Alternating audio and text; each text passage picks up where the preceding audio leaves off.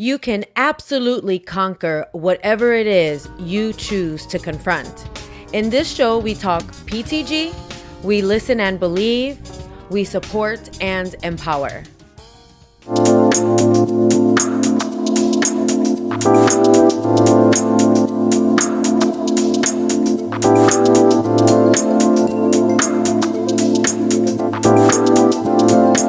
Hey, that's what I always dreamed of, but I was nervous sometimes. Yeah. Each time I moved a little closer and a little closer Yeah. and a little closer, Yeah. and some told me, just take a leap of faith. There you Go go. ahead, let's jump. Ready? Let's go. Leap of faith. There you go. Whoa.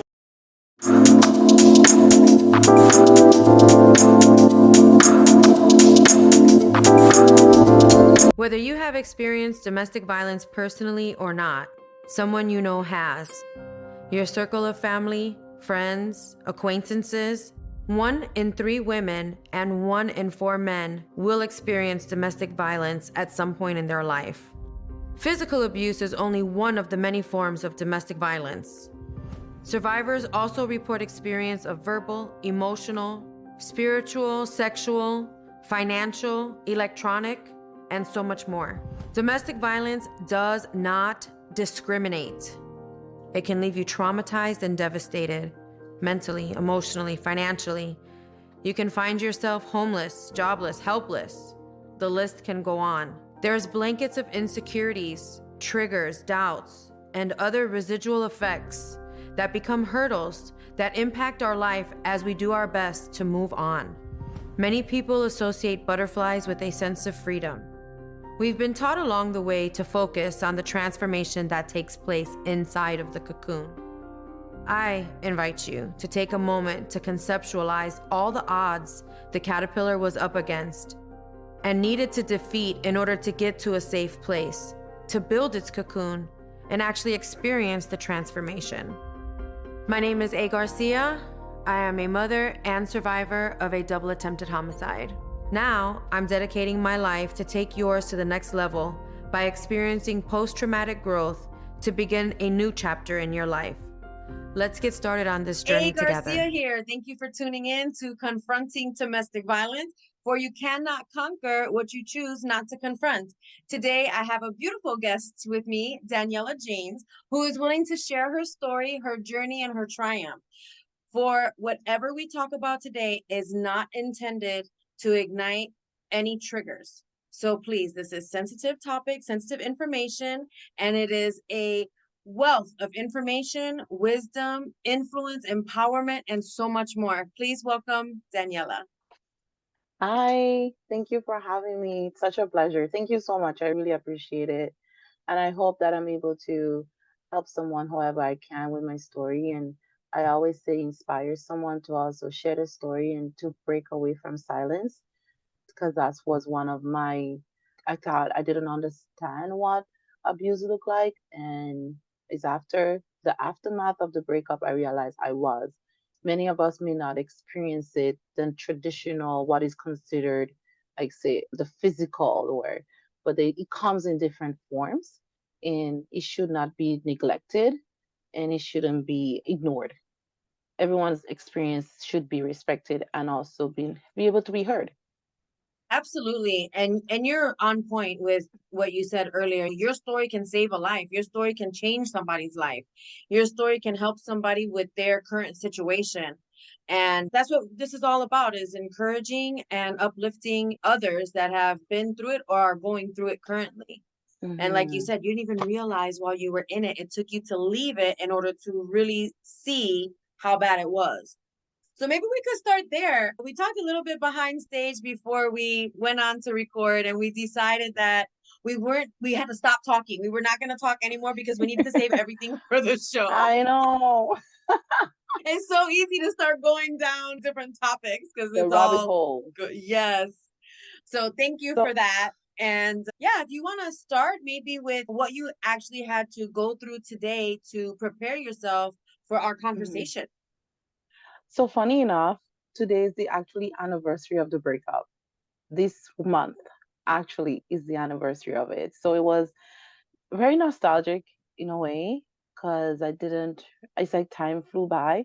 So it's 7 years this month when the words came out of his mouth like, "This just end this shit." Excuse my language. And I didn't see it coming because I was shocked. What are we ending? I thought what we were doing was normal, but at the end of the day, he had a secret that he was hiding and he didn't want me to know. The only way for the secret to be kept low was for me to walk away and just make it seem like nothing was there. But there was a secret, and I guess it would have just there was no way to hide it anymore. But he was trying Hmm. everything to keep it quiet, and that whatever I did it was amplified on a level that I didn't expect that because I'm thinking, oh, we're just having a normal fight. But it normally was not a normal fight. It was the undertone and the underbelly of it was the secret. And Hmm. that secret was brewing for months and for a couple years, as a matter of fact. But I didn't know. I was the naive, trusting partner, as you want to say it. So I would, and then I would never just assume. But and that's where the whole thing came unraveling as I moved out and everything, and then I found the truth. But this month is the actual month where it was like, oh, this is not working, let's go away. And it's so funny if we're having this interview this month. Wow. Yeah, talk about Yeah. the symbolism Yeah. there. Yeah, I was just like, oh, okay, because September is always I always try to do something in September from since that time to always remind me of where I was, where I've been. And September a couple of years ago when I was in that book also, right? Behind Closed Doors. So every year, but the funny thing, this was the first year I wasn't intentional about it, and it actually just came and you Mm. reached out to me. And that's the Hmm. strangest thing. Like I will always do something to commemorate on that day, on that month, but I didn't. And now we having this interview now. So it's wow. Like, okay. Well, that's interesting. I love that. I love that. I love the whole energy that it's bringing. I'm Yeah. intentional. I'm intentional. I have been intentional for since 2008, 2007. What am I saying? 2007. I've been intentional with every decision I make, and yeah. Yeah, So that can you mhm, tell me how long you were in the relationship? 8 years.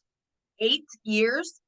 Yeah, Wow, 8 years. yeah. It And was. there was a secret for that long that was stewing? So he had a lot of secrets, and he mentioned it. I remember early in the relationship. Okay, let me back up. So I will take responsibility where I went to. 8 years. I was at that time. I was 25. So I was still not even sure who I was. I was 25, I was dating, and he came around and he was like this guy that was just different from the guys I dated. He speaks very well and represent very well. He had a little bit of money. He wasn't flaunting the money to me that I would, but he was financially capable of taking care of himself. And then I was dating these guys who wasn't, he was much older than I. That's also a factor there. So at that time, I was thinking, you know what, maybe that's what's right for me. And as we started the relationship, we started hanging out. And it wasn't an initial relationship where, oh, let's make this official. It was more, let's just be friends and let's hang out.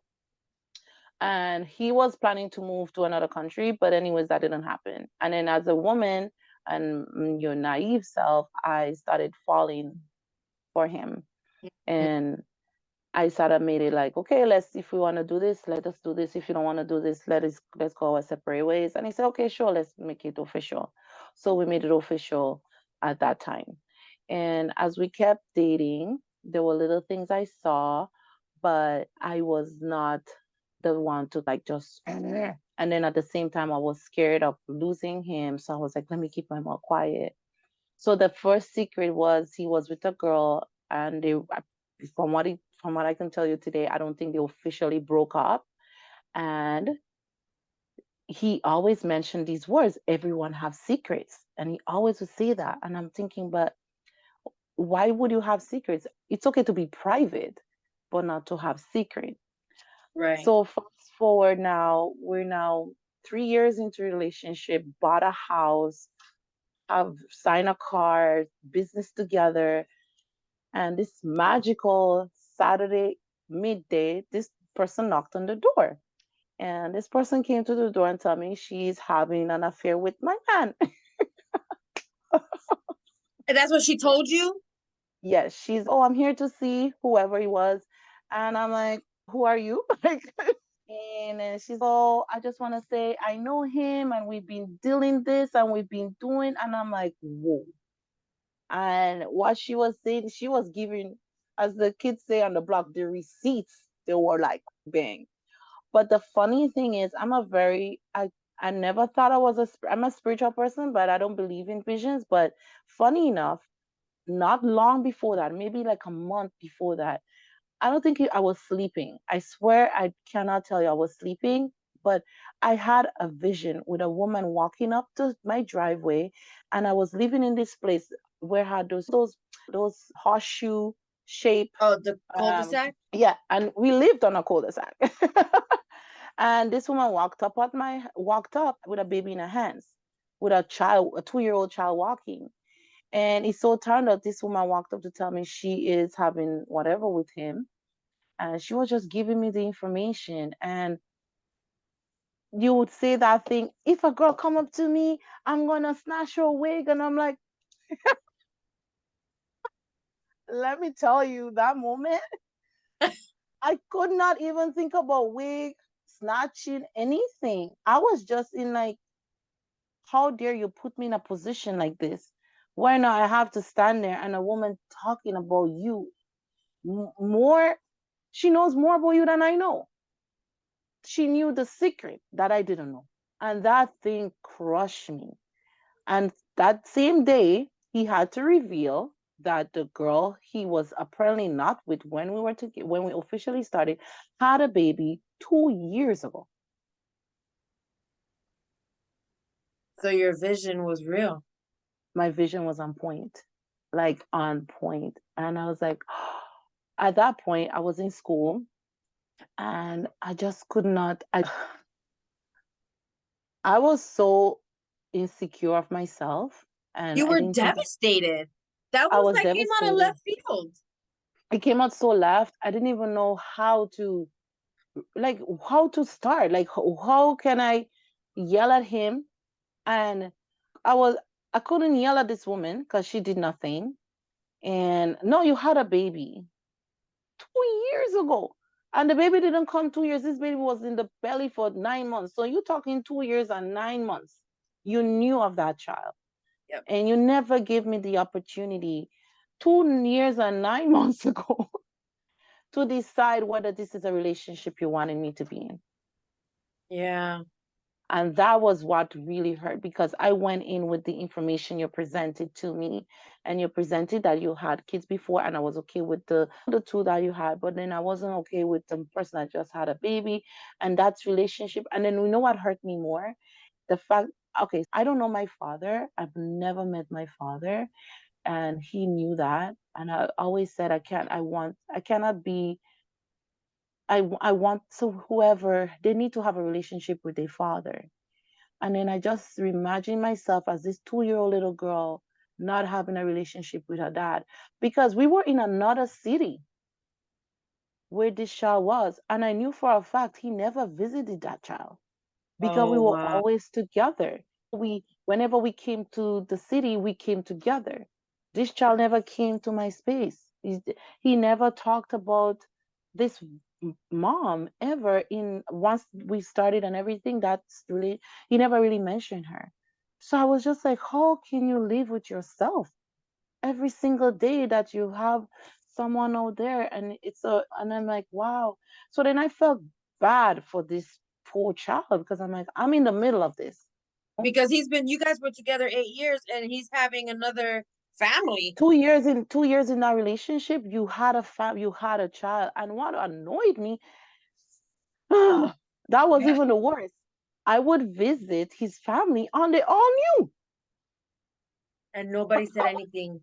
No one. And I remember there was this one time I went back. I'm not from here, I'm from the Caribbean. And I went back and he was adamant, do not visit my mom, do not visit my mom. It at that moment, everything downloaded. Why you didn't want me to go there? Because if I went there, the mom would say something to me. Oh, and probably in a casual conversation, not unknowingly that I don't know. Yep. So that was the big part of, and I stayed. I decided to forgive him, and with the condition that he has to have a relationship with her, with the child. I don't care about the mom, but no matter what, make sure the child is priority. And they continued the relationship. And he did start it. And he was open, and I knew what was going on whenever he need to visit, whatever. So you were like co-parenting with him, this I other never child? put no, yeah, no, he never put that on me. She visited a couple times and she spent a couple times with me when she was much older, but I was never like there to be, no, I didn't want that because I was too hurt. Mhm. And it reminded me of my dream was robbed away from me because I wanted to do that with him. He already had someone, he already had kids before, but at the end of the day, it was my space and someone took that space and then he didn't give me the choice to go and find it with somebody else. So that was one of the that is for me because I don't know how to name that, but that was secret. That was really secretive. And then by doing that, you mentally manipulating me in ways that I never knew I was being manipulated because there was things that was said about the mom or things that was said to make me feel like I'm up there, but in reality, telling me that we're not ready for a child, we're not ready for this, we're not ready for that. But then, Ooh. yeah, yeah. And I just want to say too that not only that emotional manipulation and the fronting about, oh, we're not ready because he already had this going on the other side, Mm-hmm. but there was also financial manipulation in there too, because here he's grounding you with assets that you guys Yes. are getting together. So you have a house, you have this car, you said you started a business together. Yes. So you're not completely dependent, but you're pretty deep into being Yeah. connected for long Yes. haul. For a long haul. We were deep and it was like I consider him my best friend. And there was no ifs or buts about it. That was the future. And yeah, and during that time I was like, so now it's 14, almost 28 at that time. And then having this other relationship with this other woman on top of that. Now you had a new relationship with a woman that knew where we live, our home. How was that? And you forgave him. And I did. And I forgave him. And I was, I don't know what, It's would I love, do that? honey. It's love. I We're don't, blinded I by don't know love. if it's We think it's love. okay. I think it was, I think I was a little bit afraid of walking away. And I didn't want to give up the life. That too. But You had the life everything. was good. The life was good compared to my friends. At one point, I was, oh, you're like the Kardashian. You're like the real housewife of. So I didn't want to give up the life, and I'm competitive, and it came with that competitive nature. I'm not gonna let her win. I'm not gonna give her that power. But deep down, I'm dying inside. And it wasn't her that you were giving power to. That's the thing. I was giving power. To him. Yeah. Oh my God, I was a hot mess. Girl, we all have been a hot mess at some point. That's why we're here. Lord. Yeah, so that was the first big thing. And in between that there was between that there was emotional abuse. And they came across he always had female friends and they were very close to him. Mm. And I didn't understand the relationship. And I remember one time he was never soft to me. It was never like a soft. Some people they're very soft, and then I remember one time I'm like, why are you so soft towards this person? And he's, oh, I feel sorry for them. And I'm like, I would like you to feel sorry for me because maybe you feel sorry for me. I'll get a little bit of softness from that. Drive a little bit of softness to me, right? So though, and I think it had a lot to do with how we grew up. I could tell you, and this may be shocking to a lot of people, I could count on probably both hands how many times we said "I love you" to each other for that In 8 years. the duration of 8 years, Yes, why it do you think that wasn't. is? So I didn't have a dad, as I mentioned before, and I honestly didn't know what love's supposed to look like because my mom had me by myself, and then shortly after that, there was no male figure in my life, and my mom was a single mom, and she was just grinding every single day, and she carried on, for lack of word, this masculine energy and this protective, taking care, controlling, running the world kind of woman. I admire her for that. She was a warrior in her own place. But at the same time, she never showed me, she never taught me how to be a wife. She never taught me how to seek the right person. She never taught me, and I don't think she didn't know for herself. Mm. And but then, and so in the time that I made the decision to choose him, it wasn't a decision. I made a decision just on my own, whatever. It wasn't even inhibition. It was just like, okay, he's cool. All right, let's do this. And things were just happening.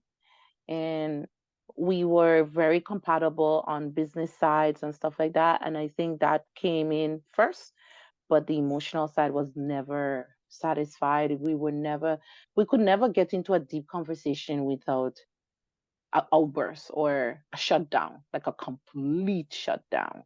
Can I And ask some questions right there? yeah, Because these are lessons learned, right? We learn yeah. from these experiences. Looking back, do you think that Mm. those outbursts were to shut you down and not ask any further questions? Definitely. He was his defense mechanism. And you know what is so funny? You ask a question. He would say, I feel like there's a hot iron on my face.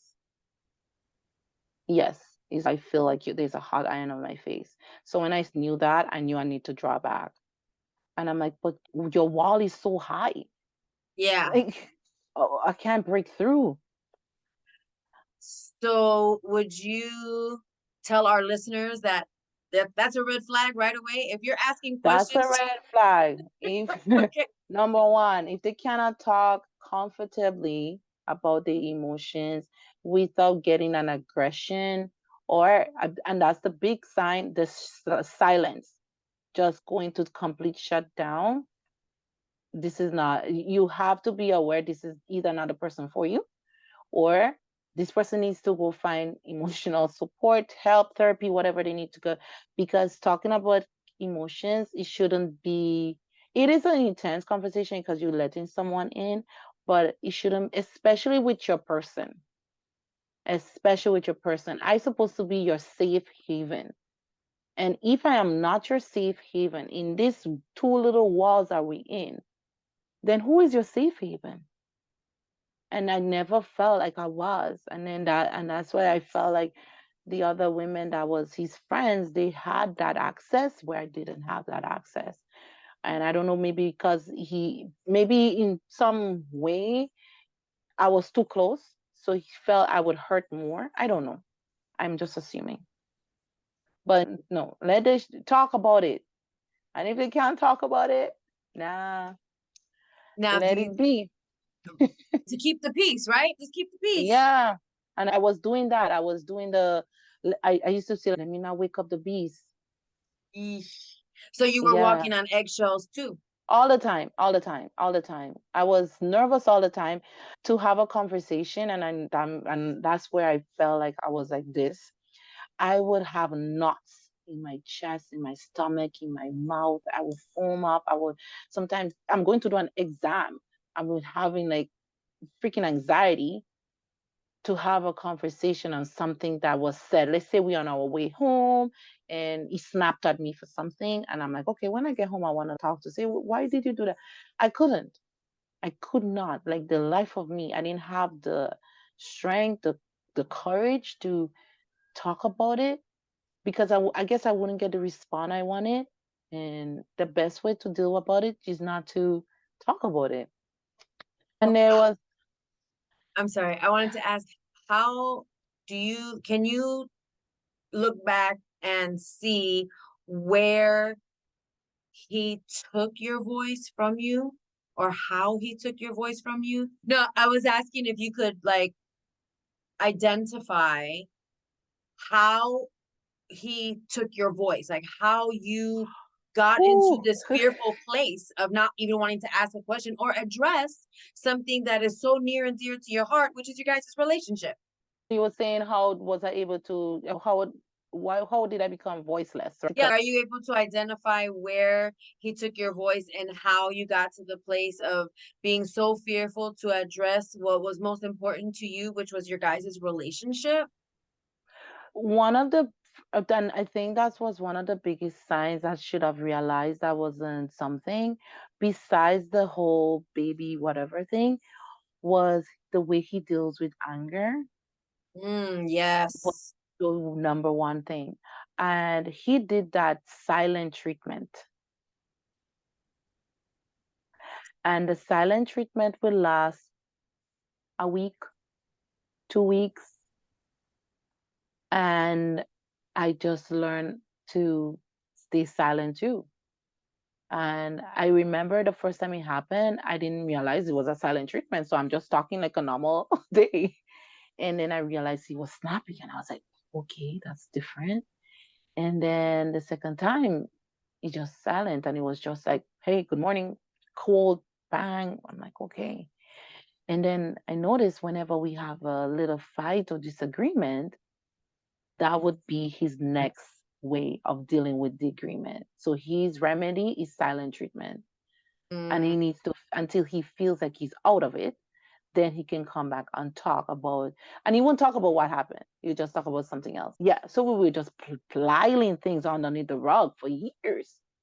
So by the time we were ready to unpack, the unpacking was way too far. Too many things there for me to get out. So that was number one. The silent treatment was the number one thing. And it wasn't a time of, okay, give me a couple hours, let me just go and be by myself. No, it was days and weeks.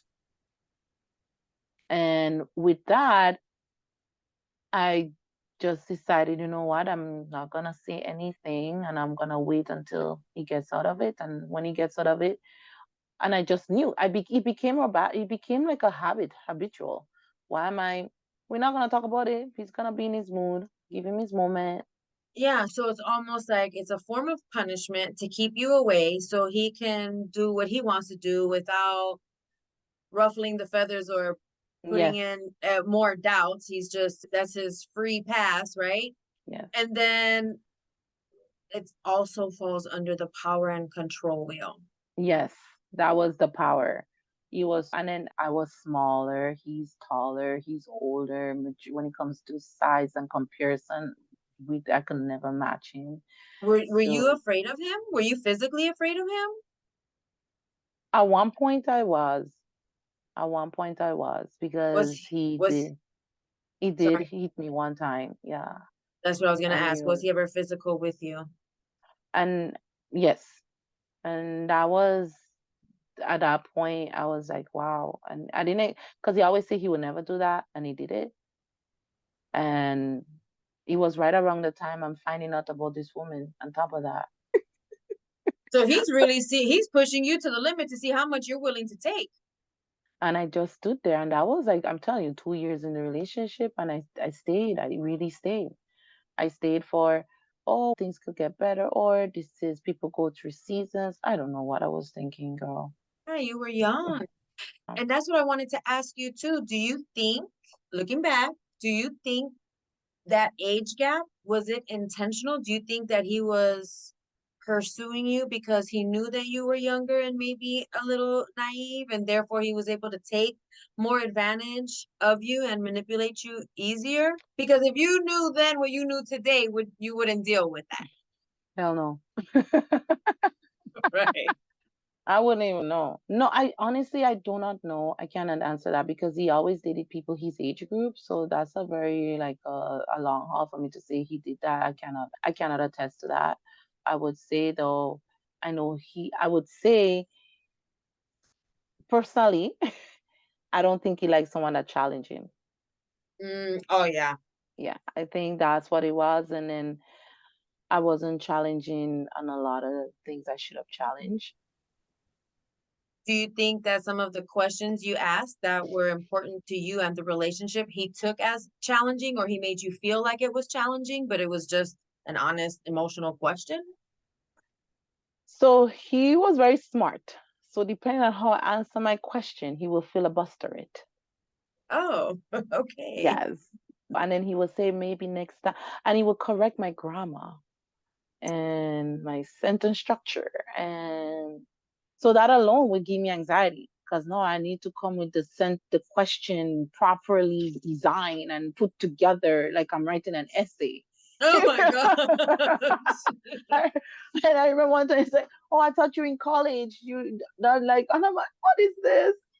So you couldn't even be your authentic self. A lot of the times, no. I love to laugh and I love laughing. Like you met me.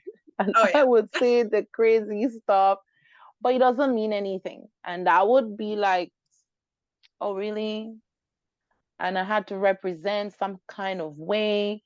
There was this little, I had to like check all these boxes all the time. It was exhausting. Oh my gosh. Yeah.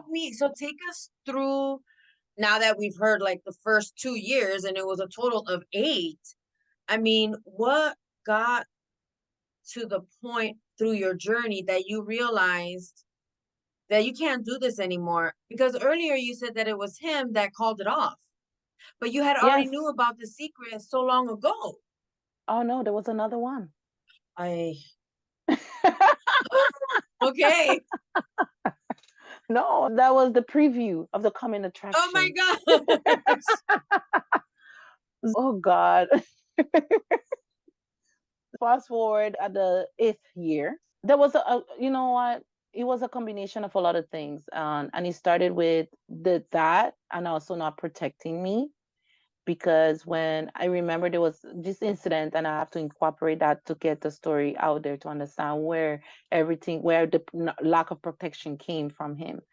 He had a niece that came up on vacation, and she was just mean to me. My God, like just saying things that in very inappropriately. Like she would say, "Okay, can I get my uncle's credit card? It's his card." And at the time I wasn't working when she came, but I was helping with the business. So it's not like I was just home sitting down, not doing nothing. And that moment was his moment to be protecting me. Someone is talking negative about your girl, you're supposed to be protecting her, no matter who the hell the person is. That's right. No, that was not that. It was like basically he was in agreement with her, and it just seemed like she felt very brave and pompous to say what she wanted to say because she was being pumped by him. Supported and backed. Yep. Oh my gosh, yeah, she was supported. So she was saying she was doing the most. And she was. And then there was this young lady that, okay. There was this young lady because she's young and I want to protect her Yeah, the yeah. most We won't say any way. names. Yeah. So there was this young lady that was mutual friends, and I wasn't taking anything of it. I'm thinking, okay, young lady, whatever. And the trips to go back, she doesn't live here. She lives in another country. The trip to go there was becoming very frequent, but still not thinking because at the time we were building a house back there. So the whole thing is, oh, I have to go there to put this together. I'm like, okay, go do you, because it's all for us. Trust you. Then, so that was 2016 when we broke up. So 2015, he went down the end of 2015 and he was gone for an entire month, December. And I'm January, that's my birthday. And then he was gone for the whole month. And I Did you have remember I'm sorry. Did you have communication with him during that month? it was communication and it wasn't communication because New Year's Eve night I called, we were talking and then the phone cut off and I didn't hear nothing. Then my birthday came and I'm calling him, I'm on the phone like this. I'm like, oh, hi. And I'm like, what today is this? What date today is? And I'm like, oh, what? And I'm like, what do you mean what date today is? And he's, I don't know. I'm like, today's my birthday. Oh my God, I didn't. And I'm like, you gotta be kidding me. And that's when I knew. And then another thing, my mom didn't tell me, but she told me that years later that he never visited them. He visited them one time to drop something I gave to them. And I was like, what? And I was so mad at my mom. Like, why didn't you say he never visited? Because that's a, like, how can you not visit my parents? And you're there for a month. How Right. does that make any? The island is small, okay? We're not in, it's 2 minutes drive from one place to the next. So those little things, I knew that later. Anyways, he was adamant to go back down in February. He just came back up and he wanted to go back down in March or February. I can't remember exactly. I'm like, for what? Because we sold some vehicle, whatever. He wanted to go clear that up. I'm like, I'm not going. You just came back up. So 2000, so that's the same year, 2016. Yeah, it was 2016 when we broke up. So I then went to Jamaica with my best friend, came back up. And that's when he said, let's just end this and whatever. This is not going anywhere. And I'm like, okay. But something in my spirit wasn't sitting right. It just That's wasn't right. sitting right. And I'm like, no, something is wrong. It just can't be random like that. Something is wrong. And I told you, I pray and I went to God and I kneel on my and I say, God, if this is the relationship for me, let me know. But I need to know it's red, like the color red. I cannot doubt is the color red. And funny enough, he got a text. And where he was sitting, I was able to see the code he entered in his phone.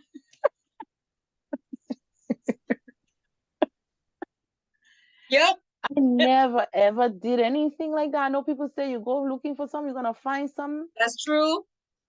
but that's something needed to come to me To you. That's right. somehow. Yep. And then that's when I found out. And I saw in the text, he responded to the girl's mom and he said, I know you're surprised she's having my baby. And I'm like, you got to be freaking kidding me. Another baby? And it's not mine? With someone that I thought was your niece or whatever. No, she's young. She's younger than me. Wait a second. That was not his niece? And wasn't his niece, was friends of some friend, but it turned out apparently, and they were like together for a couple of years while we here working on everything. And he brings her to your house. And so this He, girl knew who she you didn't come were. to my she didn't come to my house because she's back home, but she knew of me because she knew my sister. She knew everything. But this is the one that was asking for the credit card, right? No, that's his niece. That's another person. That was a Okay. random Okay. situation. Okay. Yeah. So yeah. And that was the end. I'm like, no, I'm like, and I come. So in the book, I wrote about where I was on the floor, bawling my eyes out. And because I held on to that information for a week without saying anything to anybody. And the funny thing is, when I found out that information that day, and I know this may be, people may think, how the hell you did that? But that moment I needed to, at that moment I knew we were breaking up. So I was just trying to gather. When you're breaking up, you don't just move the same day. So I was Right. trying to get myself together. And I remember when he said let's not, I didn't think he was serious. I was just thinking, oh my God. And then a week or so later, he's, oh, so when you're planning to move? And I'm like, what the hell? This guy's really serious. So at that time, I was still uneasy with the decision. I'm like, no, this is not true. This is not true. Something is wrong. And that's when I found out about this whole baby thing. But the day I found out about the baby thing, I booked an appointment at the bank because I wanted to open a bank account. Because at that point, I was walking away with $0. That's what I was just gonna ask. Wasn't your name on the house? No, He wasn't, because at the time when we signed, I had some credit issues and it was best to put his name. That was also strategic on his end Yeah, because because you don't need to have good credit to be on a title or be on, that yeah, was, to have. yeah. So that, and the same thing he did when he went back home and he buy the land and everything was in his name again. And I wasn't there to sign anything. So the day I found out was the day I was opening the bank account. I'm like, I need to just start saving. And I'm like, I calculate. So I'm leaving with nothing. So I went to this man trying to sign up this bank account and I just started bawling. This poor man was like, what is wrong? Oh And my I was God. like, Yeah. oh, I'm going through a divorce. I was just crying. And he said, you want? I said, no, I need to sign this account today because I need to mark 8 years from today how much money I have in this account. Yeah, I needed right. something. I needed something to give me something. And so now past, so now that's a week now, and I'm just crying day and night. I'm not sleeping. I'm just going through the most, and he doesn't know because I was just hiding everything. I'm staying inside the bathroom and cry. I'm avoiding. Obviously, we're not together, so now I'm more in my own little cocoon. And then that day I was at work and I work as a CNA, you guys would say. And I was there with the client by himself and I just started bawling in that bathroom by myself. And I called because I couldn't face him and ask the question because I already don't have the courage on a normal day. How can I have the courage in this time? And I said, I said, I know everything. And he's, what are you talking about? I'm like, I know about the child. Is what child?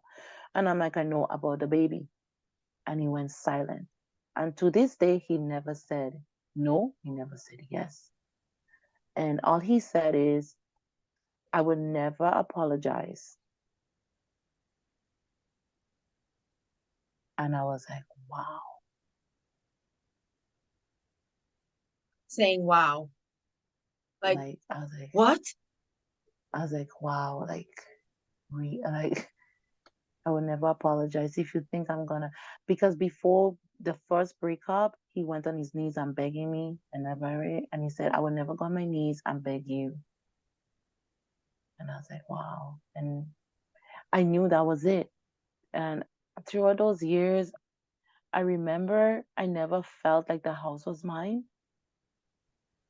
I never felt like I was home. I never felt like that was my home. I don't know what it was. I cannot tell you what it was, but I just never felt that connection.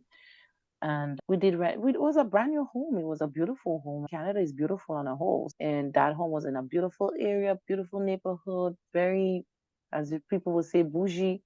But I just never felt it. And it ended, and then I was relieved.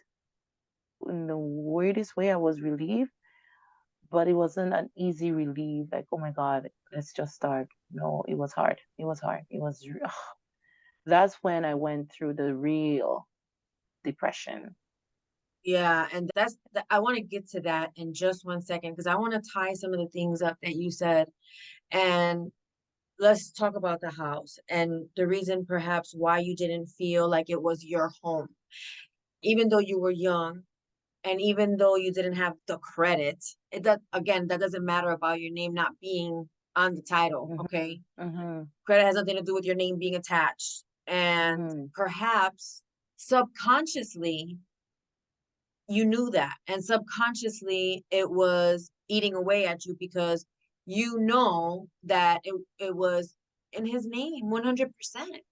Yeah. And Yeah. that's just your intuition. That's you Yeah. as a woman knowing and feeling that something is not right. And if you Yeah. live there and clean there and cook there and intimate with your man there, but you didn't feel like it was yours or Yeah. yours combined, Yes.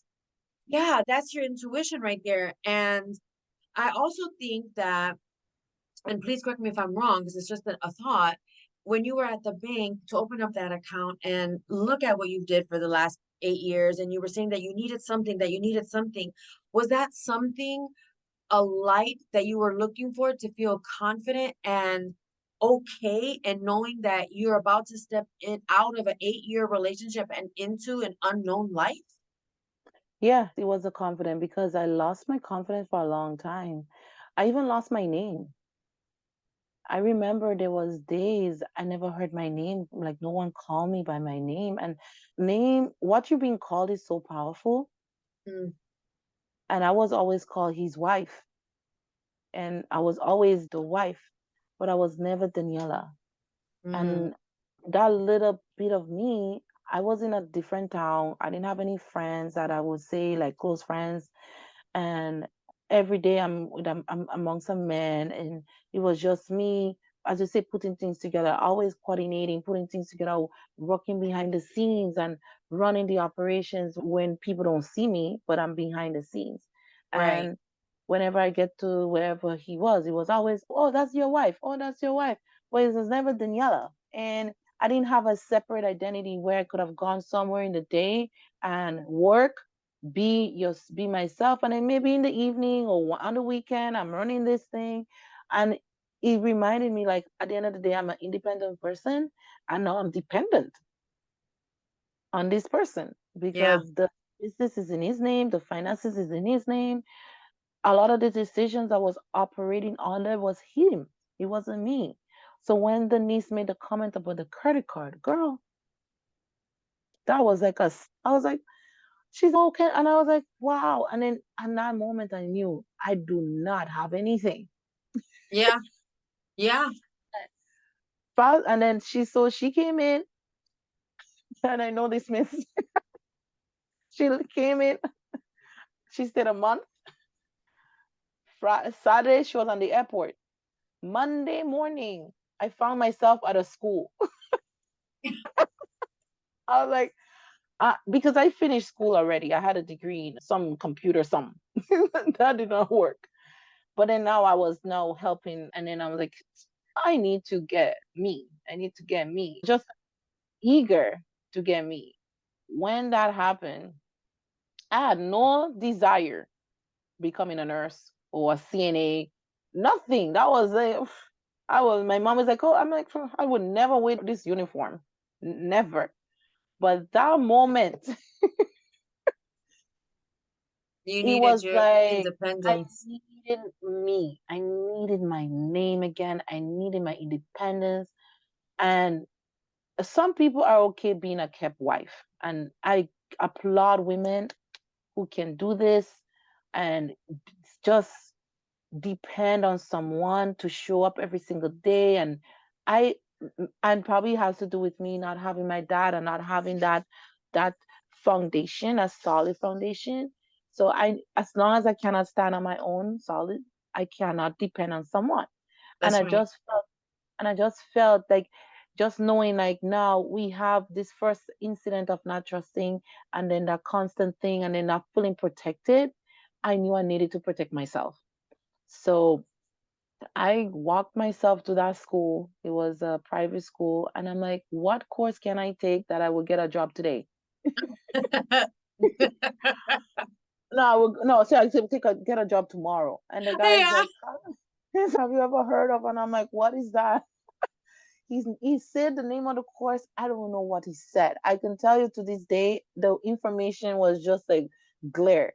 All I Yeah. heard, you get 4 months and 2 months training, and I didn't have the money either. Mhm. I'm signing up for the course, and then it's like, then I came. I'm like, oh, by the way, you need to give me $500 because I need to send. And he looked at me like, where are you working? I'm like, I'm going to school. And then I went to school and I signed up for the course, and I Good for finished you. 6 months. And I did, and I was like, and then finally I was like, oh, okay, I have a, and that's how I get myself away from the business. And I said, you know what, I don't think I'm good to be helping you with the business anymore. That's right. And I need to, and then I started working on my own, and then and not long, and it's so funny, a year later, exactly, we broke up. Wow. So the niece is what came in and made you realize that you didn't have a financial backing for yourself. And Yeah, then a year later, after you finished school and you were already set up to be independent, work wise, professionally, then this happened. Look at the yeah, timing. It's a very sad and unfortunate theme of events because this he has a pattern here. But can you Hmm. imagine if you ended up having his baby?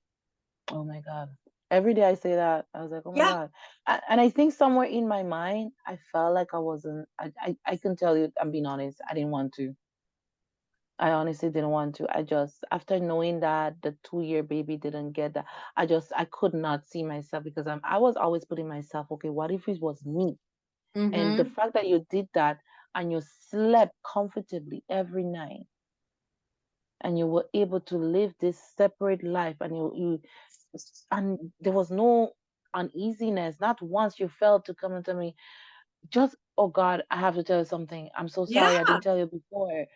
Nothing in your spirit gave you that jolt, that some, and I'm like, wow. And then she was there before me.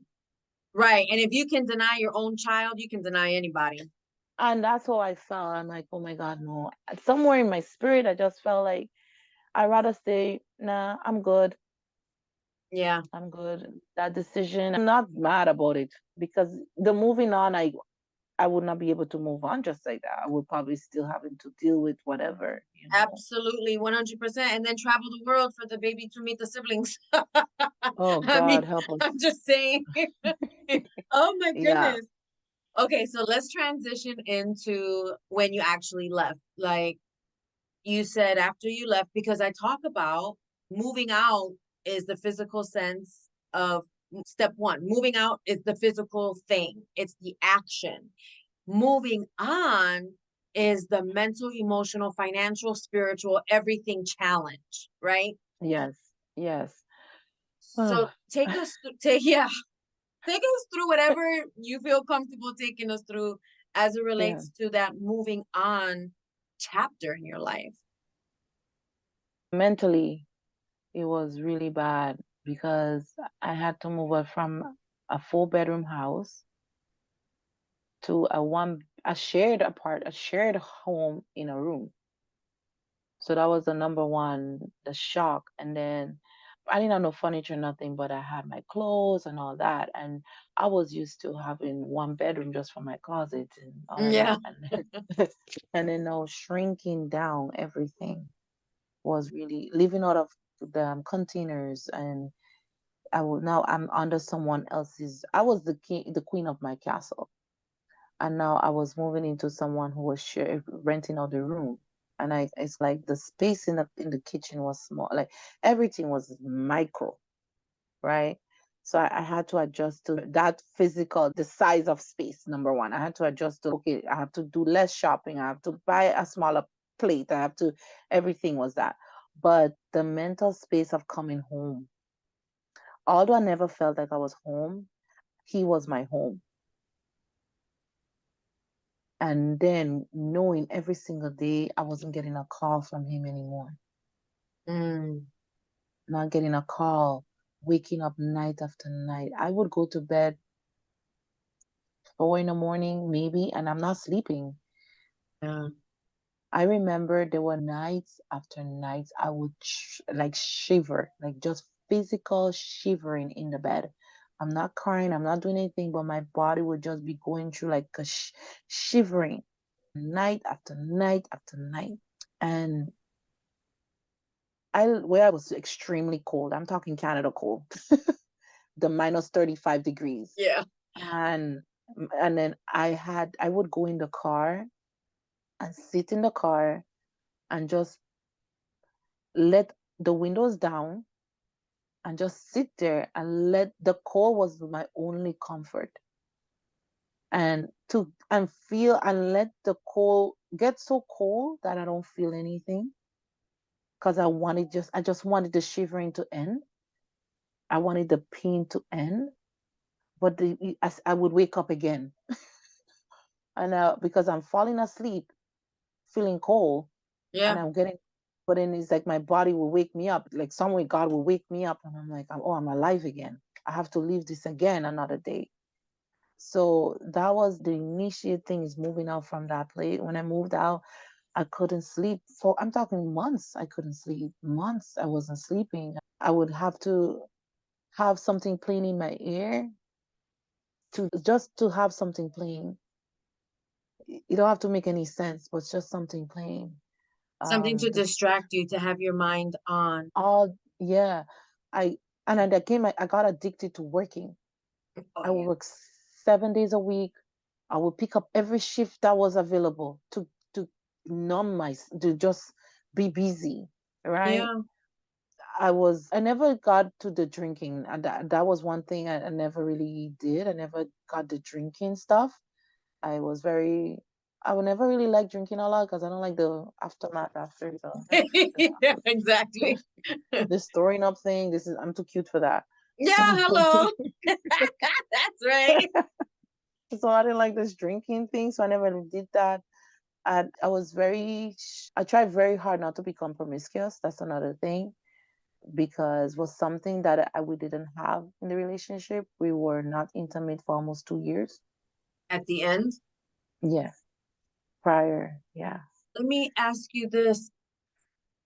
Were you learning how to cope with this mental breakdown and inability to sleep? Were you coping with this by yourself or did you seek outside help? I was coping by myself because I didn't want nobody to know Okay. what I was going through. Is that because you felt ashamed or embarrassed? A combination of it because everyone we were like the ultimate relationship, Yeah. and then In the front, but nobody knew in what the was front, happening in nobody the back. knew. Yeah, nobody knew what was Right. happening in the back. And then when I started opening, and then now I had to like start to relive what happened, and that constant come talking about it. That was a lot too. It was just a lot, and then I didn't want to be a bother to my friends. So that part where I was like, they would say, "Okay, good night," but no one knew what was happening in the night. And I remember the week when I found out about the whole baby thing again. I just sat in the car and I just keep saying, I'm just gonna drive until the car just stopped driving. No, I'd say I'm gonna drive and just let the wheel out. I'm just gonna release my hand and let the car just do its thing. And I remember there was a bridge. I kept envisioning, I'll drive and get to that bridge. I'll drive to get to that bridge. And I was at a point where I was like, no, this is horrible. And I called a hotline. I called the hotline and then they refer me to someone. And she said, and then I told her, if I don't come and see you today, I will do what I have to do. And she squeezed me in, and I went in, and she allowed me to just talk. Like, and I talk. And I that was the one talk I had that was probably I needed. I didn't realize I needed it so much because I was crying too much. I was just crying. I wasn't eating. I wasn't sleeping. I become constipated. My body was I was just going through my body was just slowly breaking down, like in ways, and mentally I wasn't, and I just couldn't understand what is all this, like, Yeah, why is it happening? Why to you? Why is all this? How could somebody yeah, deceive do it you for so again. long and then you Oh, end up? I get it. I totally get it. And thank goodness. I really want to ask you, when you found out about the second baby on the way. no, the baby was already born. Oh, the baby was already born. Okay, okay. Were you as devastated as you were when the first woman knocked on the door, or were you like, oh, hell to the no, it's a wrap. Like, you are still heartbroken, but were you as devastated, or were you just, I gotta figure this out? No, I was even more devastated because the person he did it with. And when I really tracked back, it was 2, 3 years they were in the relationship before that came.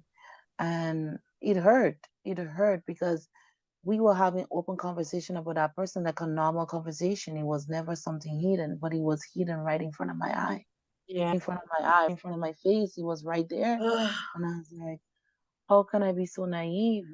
And then why? Why? And you know what it is?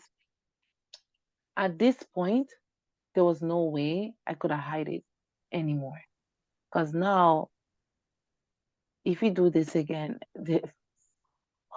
if it was an affair, then you could hide it. Okay, nobody needs to know. But now this is in, and family gonna know again. Yeah. Yeah.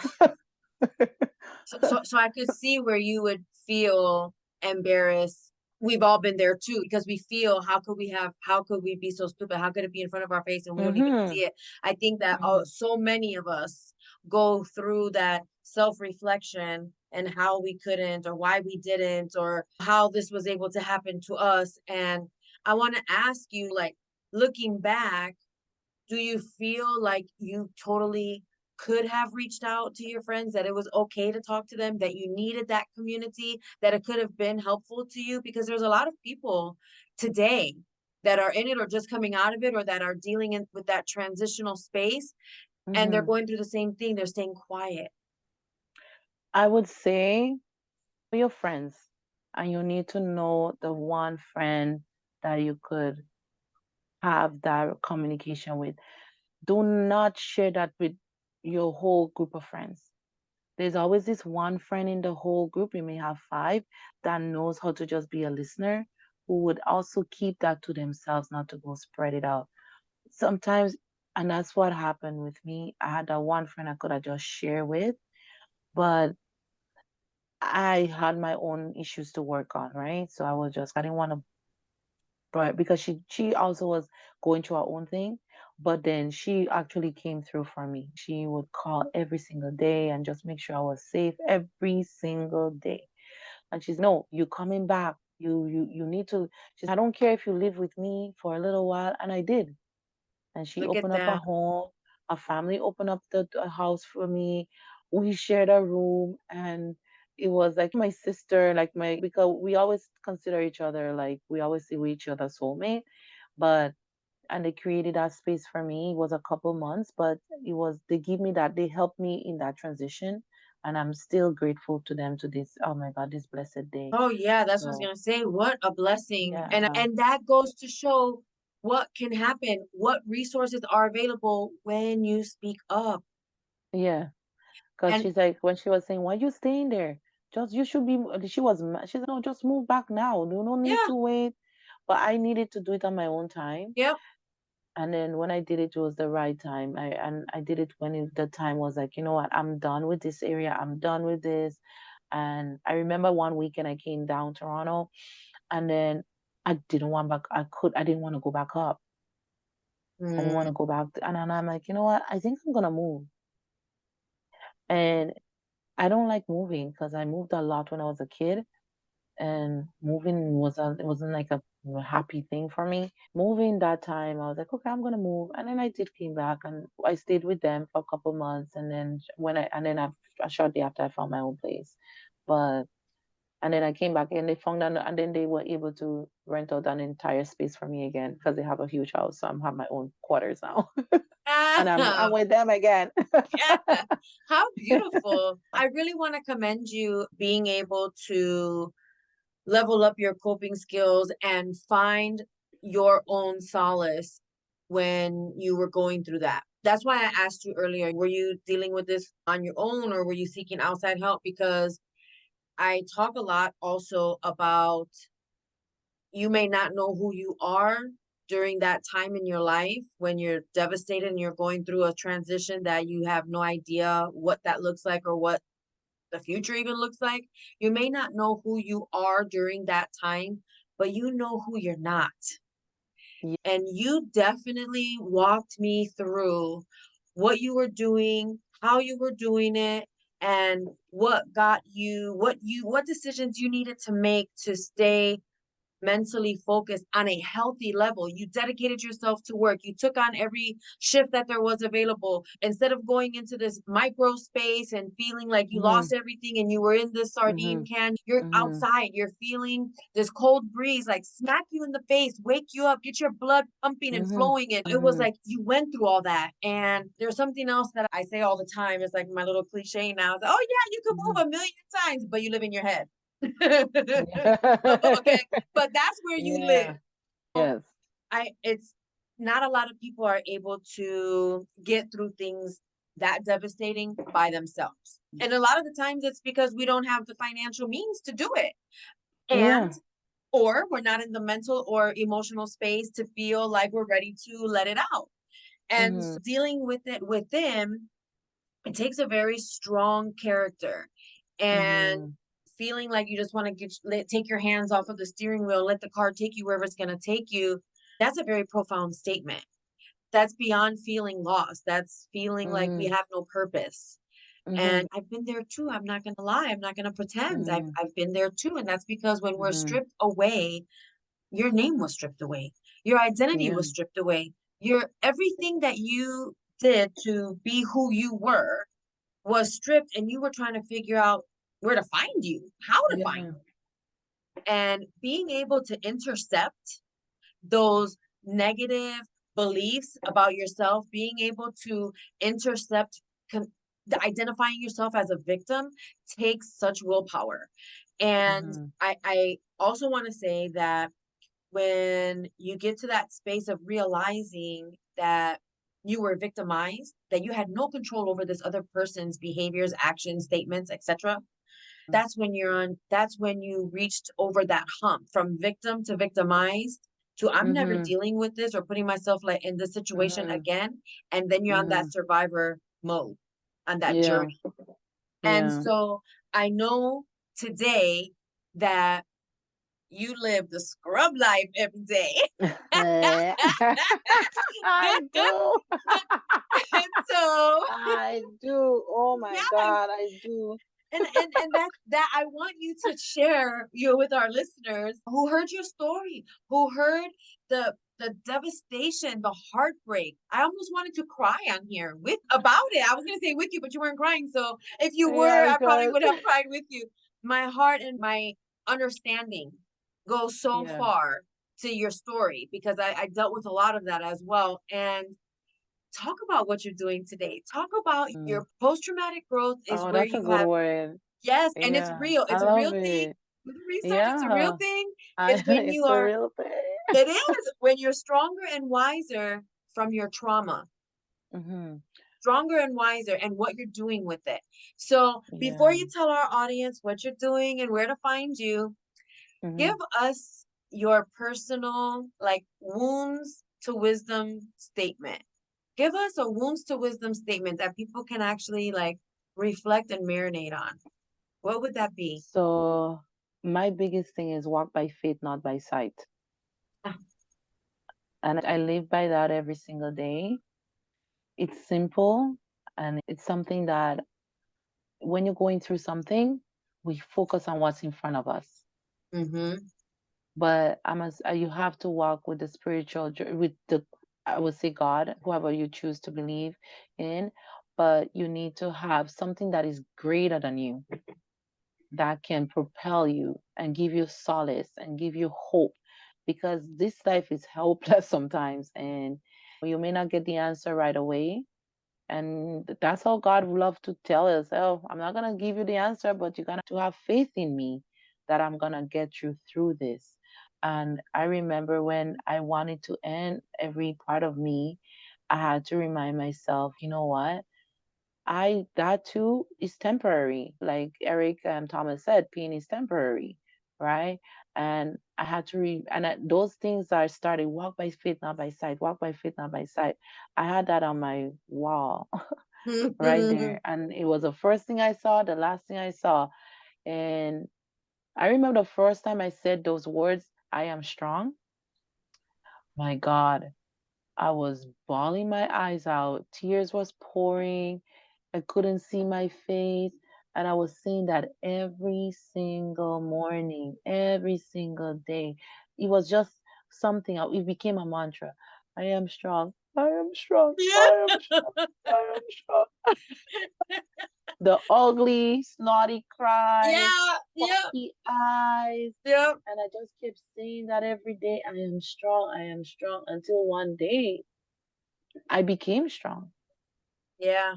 Yeah. And it started manifesting in all the things I was doing. And little step I took, I went to a 6 weeks program. It was like a self-development program. It was geared for getting your business out of get your business. It was about beat procrastination. But I did not establish a business out of it, but I learned who I am. What am I destined for? What can I do? Am I an entrepreneur person? Can I beat the odds? And then a lot of it have the Bob Proctor theory and teachings and stuff like that. So I started living by manifestation a lot. And manifestation was something that became my thing. And Yeah. every year I would write in my diary, I would write what I wanted to do. I would put it in a book. There's things that I envisioned, it did not come through, but I learned it's okay. I learned Right. when something didn't work, it's okay. And I worked on my anger. Oh my God, I was angry. Of Jesus course. Christ.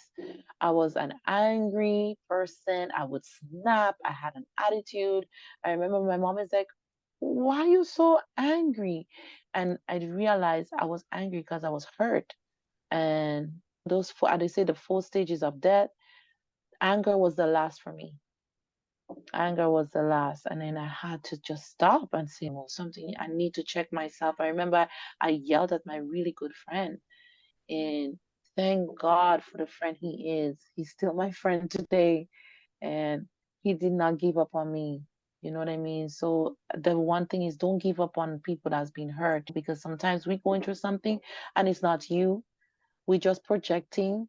So be patient with us and be kind to us at the same time. And let us, sometimes that's the moment I needed. I needed to yell at this poor guy and then reflect on why I yelled at him. And Mm. then my mom made a comment about it. And I'm like, no. And I started meditating. I started doing my morning walks in the morning. I love the water. So I do a lot of journaling by the water. And then one thing I started doing, I stopped talking about that person. Yes. Stop talking about a person. When Hmm. anybody bring it up, I would look at my time on my phone when I'm talking and I'm like, oh, 5 minutes. Okay, so this is 5 minutes. I gave 5 minutes to that person. Yeah. And like mentally, I was very intentional about that. I wouldn't say the name. I would not talk about it. And I just eventually it became a normal thing. And someone would bring it up and I'm like, oh, okay. And I just wash it away because I didn't want to engage in it because now we're going back to relive what happened and I'm talking and I'm like, I don't know what it is. I don't care. Yep. All the well to the person, I'm fine. I'm in a good space right now. And then a lot of the another part I really want to talk about healing, it does not happen until you start dating again. Until you start dating again. Yes, that's when you start realizing, am I really healed? Trust me, healing is not until you start dating again. And I had to learn that when I started dating again. A lot of remnants was coming up. Yeah. And Triggers, oh my God, triggers are just coming, bam. And I had to take a break from the person. mm, And I said, you know what, it's not fair to you. yeah, if It's you not don't fair to like who you you. are, if Like you. somebody is bringing out who you don't like in yourself, yeah. Yes. And I said, you know what? I don't think I'm ready. You're a great guy. And I remember my friends, I was single for a long time. And everyone's Daniela, I said, girl, I'm not going to hurt nobody's son. Okay. I am not ready Mm, yet. So I'm not going to put no one's son in any situation where now they have to now heal from me. No, I'm not doing that. So I had guys I went on a date here and there, but nothing was really serious. And so those are the things I took. I took a course, I went to seminars, I invested a lot in books and webinars. I listened to self-healing podcasts and church, not as much because I have a little bias to church, but and then talking to my mom and having a real open conversation with my mom about choosing the right person. And my mom admitted that she didn't teach me mm. and she admitted that she fault that's where she fault me and I had to acknowledge that I would never be a daddy's little girl. That was a big one. And I'm also have issues from not having a dad, so I am the fatherless daughter that walks around very strong, and but then a lot of the times I'm still sad. And then just learning that okay, that was the chapter that God gave me, that's the book I came with, it doesn't define me, this is not who I am. But I know now how to date. I know now how to be calm. I know now how to listen to when a man speak. And then I have a lot of guy friends. I will call them. I will say, I heard this. What do you think? Was I wrong? Was I not right? And they give me their own perspective, and I listen. And not as before, I was very stubborn, but I listen now. I listen and I admit when I'm wrong. And it's a journey. I'm still working on myself. I will always be perfectly imperfect. Which I love. I saw that right away. I was like, oh yeah, that is Yeah, great. but I'm working towards the journey. And as the whole scrub life, obviously, it came from a moment where I was not looking for it. Obviously, I was never a passionate to become a nurse, but in the middle of the war, great things will come after a storm, right? And I remember that lady when I was crying in that bathroom, and she said to me, I'm looking out at the window, turn around, there's a door behind me. And I had to remember there's a door. I need to walk through that door. And that's where I said, walk by faith, not by sight. I don't know what I was seeing when I walked through the door. So when I took that jump, it was a jump, and decided, okay, I'm going to become a CNA PSW. That's what we call it over here, a personal support worker, healthcare aide. It was not something I was, is, oh my God, this is gonna be my life. But when I started it, I was like, oh my God, I love it. I love my job. I love helping the elderly. I love helping the vulnerable sector. I love giving back. I'm at home when I'm with them. And as time went on, I remember my boss called me and said, what are you planning to do with your life? And I'm like, At the time, I was still thinking of going and become a real estate agent. I'm going to be the best real estate agent. Guess what? I failed that exam twice. Oh And wow. Okay. for You're gonna be the best for nurse. whatever reason, for whatever reason, I failed it twice. And then, that saying, they say if you could do something over and you're not tired of it, this is what you could do. Yeah. COVID hit, and we were working mad crazy hours. I was working 14 hours a day, back 7 days a week, no days off, and I wasn't tired. I was Mm, physically tired, but I wasn't mentally exhausted. I was just physically tired because your body is going through the yeah. motion. And I was like, oh my God, I think I'm going to go back to school and I'm going to do nursing. And then I did what I needed to do and I got into nursing school. And while I'm in school, I always know that I always wanted to do a podcast. I always wanted to talk about things and encourage people and just have information that people don't know about. And I keep telling my friends, I'm going to do a podcast. I'm going to do a podcast. But I'm like, what am I going to do a podcast about? I didn't want to talk about abuse. I didn't want to talk about self development. I wanted to do something that I can do every day, seamless, easy, relatable, and still be me. And that's where I prayed about it. And I'm like, God, I need a name. And I remember I was with a client, and the client was telling me something to do with his food care. And he didn't have no one to do the food care. And I'm like, oh my God, this is information people don't know. Nobody knows that food care is necessary for diabetic people. And and I'm like, this is what I need to bring to the masses. I need to talk about this type of conversation. I need to talk about diabetes. I need to talk about high blood pressure in the Black community. I need to talk about it's okay for men to go to the doctor. And so that is and this is how Scrub Life is Real. That's the name of my podcast, was born. She's only 1 week old. Oh wow, congratulations. Last week, Thursday, was the first mini launch, and I'm going to be launching every week. I'm going to have a conversation. It's going to be all about either inspiring you, educating you, enlightening you on topics that you never knew about. And though I already had someone reach out to me and they saying, how can I become a nurse? I'm like, wow, the first little episode, 1 minute, Okay. 2 seconds. Look at Yeah. So that. yes, Wow. and it's so funny how everyone was just pouring a lot of love and say, "Oh my God, I'm so proud of you," whatever. And seeing that person sending me that message, I'm like, okay, now I have a purpose nowadays. Now I have to live through this now. I cannot just backtrack now. So that's where I am now. I'm almost finishing school, and the podcast is gonna be my baby. That's the birth, and this is really the birth of me, my identity coming out of my shell, as you see the post Dramatic part growth. of me. Yep. I know. PTG. Yes. PTG, honey.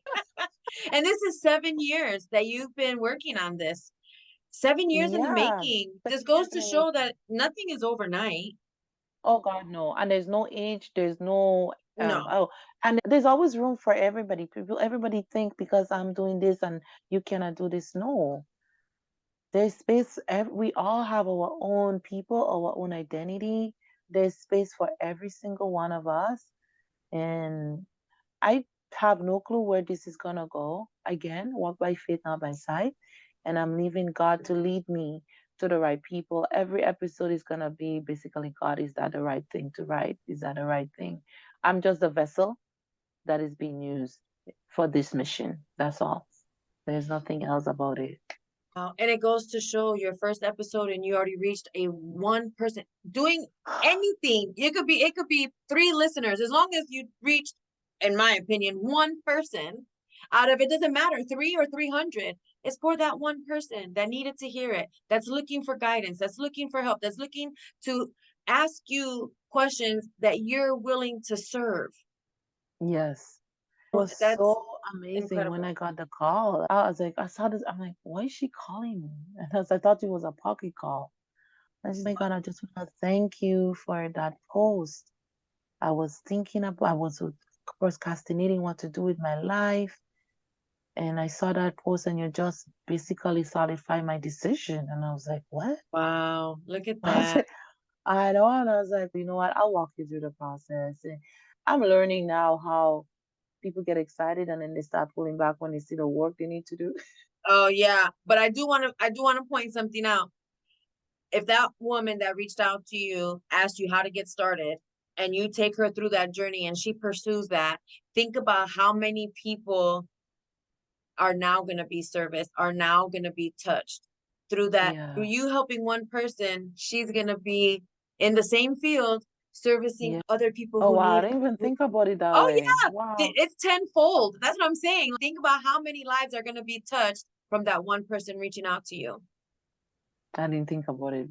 Wow, that's a lot. Yeah. So, what I would like to Ah, do, I want to wrap this up. mm. And I just want to tell our listeners that both Daniela and I are co authors in a book. That's where we met. It's behind closed Yeah. doors. You can survive domestic violence. I survived domestic violence, and you can too. There's Let now me two show them the editions out book. there. Yep, there we go. Yeah. And there's 2 editions out there, and we didn't do it for any monetary reasons. We didn't do it for No. anything other than getting our story out there and helping other people really see our journey and learn of our experiences, and hopefully prevent anybody from going down or as deep as we did, because we didn't have anybody to tell us differently. Yeah. And on that note, I would ask you, and I'll do the same thing, rattle off like 3 things that somebody should do when they're dating to make sure that it's safe and balanced and okay for them. What are 3 things they should investigate or ask? Wow, listen. Do not do all the talking. Women, we love to talk. Listen to what the person is saying. Don't interrupt when they talk in their story, how the relationship ended, where they went wrong. Listen, this is the men tell you the truth. They're very black and white. And don't create a story in your head what happened to them past. No, if they told you that's what it is, when somebody show you who they are, that's who they are. If they don't check up on you regularly, that's a red flag. And if they're asking you for money early in the relationship, Hello, right. yeah. But listen, that was the number one thing for me. Listen attentively to what they're saying and just don't interrupt. Let it be the one telling you the backstory. You take it all in between and read in between the line. My friend always say, I listen to what's not being said. I'm very Mm, good like that. I always listen. I can hear something, but it's, oh, so what do you do? Oh, I go up the street and I walk down the street. Oh, so you're not working. hello, right. Okay, so I'll say 3 things that are different than yours, even though one of them was the same. So the 3 things that I would say is get to see who they hang out with, get to know their friends, Mm, because who they hang yeah, with is who they are. right? Yep. Mm-hmm. Get to see or know their coworkers because, Ooh, yeah, because that's a whole nother realm or character as well. wow. And hang out with the family. If Hang they out with let the you. family. If yeah, because if they don't let you, then you already know what's up. Off the bat. You know what I did with this guy? I introduced him to my married friend after the first week. I was like, if you're that serious, you're gonna meet my married friends. Yeah, And I did not play. He showed up. there you go. I'm like, I was like, okay. I'm like, we're gonna have dinner with these friends of mine, and I needed to see if you're that serious. And he did show up. But then I had to take a step back. It was a lot of things I need to work on. We're still friends, but to this day, still say you wanna do rare girls. I appreciate that. I appreciate that. I want to ask you one last question, and Hmm. it's your opinion, really. Would Hmm. you agree that maybe asking some of the harder, more intense and uncomfortable slash challenging questions, do you think it's important to ask that sooner than later? No, sooner than later. And you know what? When in the early time, it's actually easier to ask the questions because you don't know the person. There's nothing to lose. And you So can it's see their like response or reaction, right? exactly. Is it Yeah. irritating? Are they afraid? What's Yeah. because those are the important questions that are going to come out later anyways, but based on your Exactly. story, and it became this a huge Yeah. explosion that you just shut down and didn't ask anything, but they were so Yeah. important to your life. Yeah. And that's why Oprah say when somebody show you who they are, believe them. And I learned that during dating, when someone say they're gonna call you and they don't call you back, and that Yeah. becomes a pattern, that's who they are. Don't try to create, oh, they were busy or they were no, nobody's that busy in the world. We have access too quick enough to say to text, I'm good, call you back just now.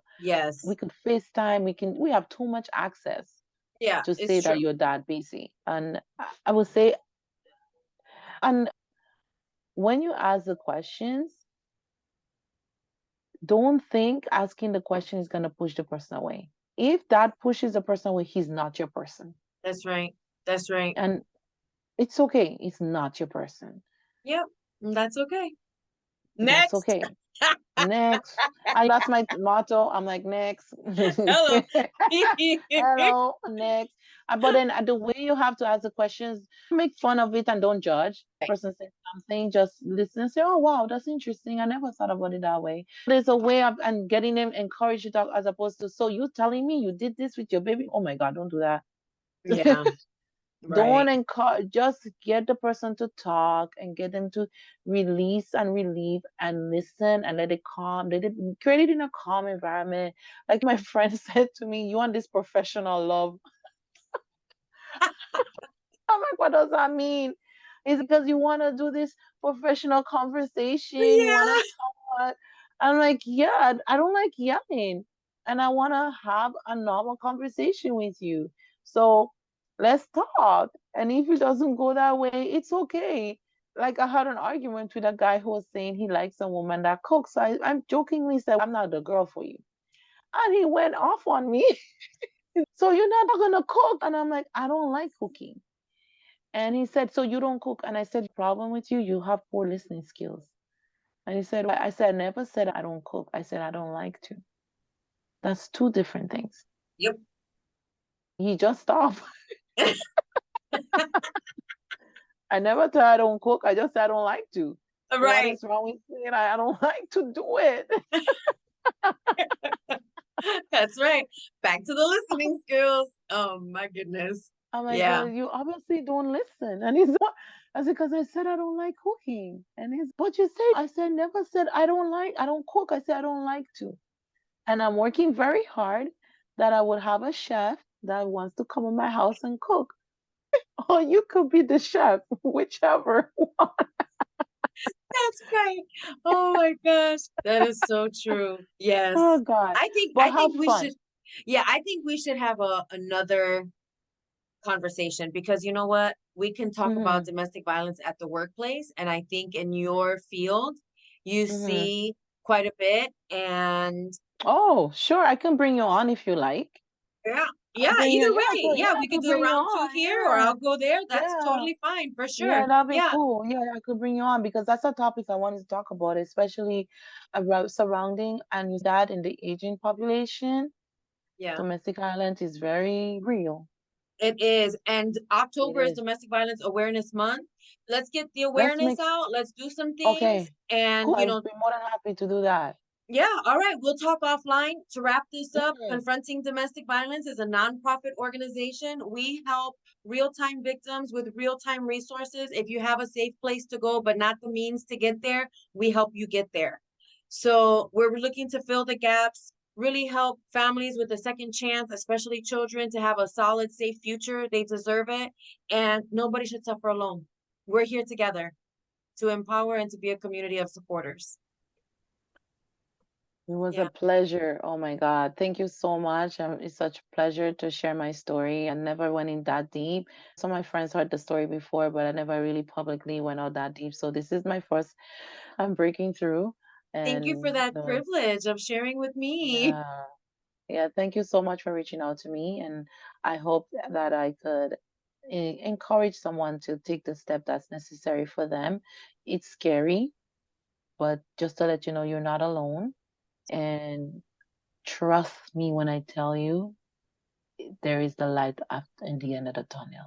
Yes, use your Trust me. voice. Trust me. Talk to And it looks, somebody.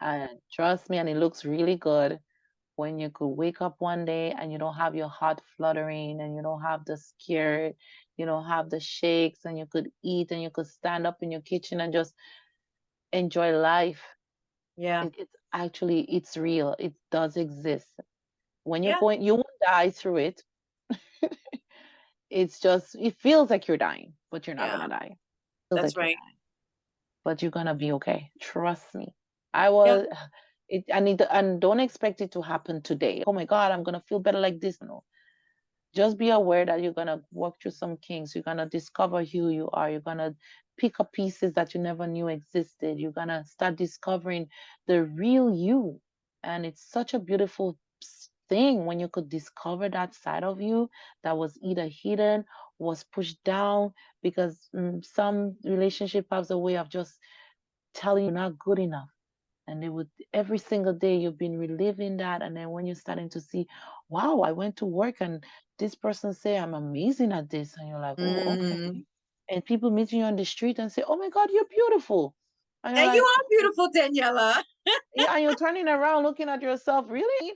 Or I know people used to say you're so funny, and I'm like, Me funny? I was like, I didn't know I was funny. A little quirks about you that was an annoyance to someone is being celebrated by somebody else. Oh my gosh, yes. One person's trash is another person's treasure. Hello. Trust And me. something you So, said earlier, which I totally agree with and want to remind our listeners, hey, there's a lot of self-help, free self-help things out mhm, there. Find a podcast, tune into a Les Brown YouTube long dissertation, mhm, get some mhm, Amazon or Kindle or whatever books, mhm, and get those mhm. earbuds in your ear and really Yes. listen to what's being said on Yeah. that positive level. Because listen, when you're at rock bottom, there's nowhere else to go but But that's right. Thank you, every day. Daniela. Thank you. Bye. Confronting Domestic Violence is a 501c3. All contributions, volunteers, and sponsorships are welcomed. It takes a community to make a difference. Nobody should suffer alone. Please scan the QR code.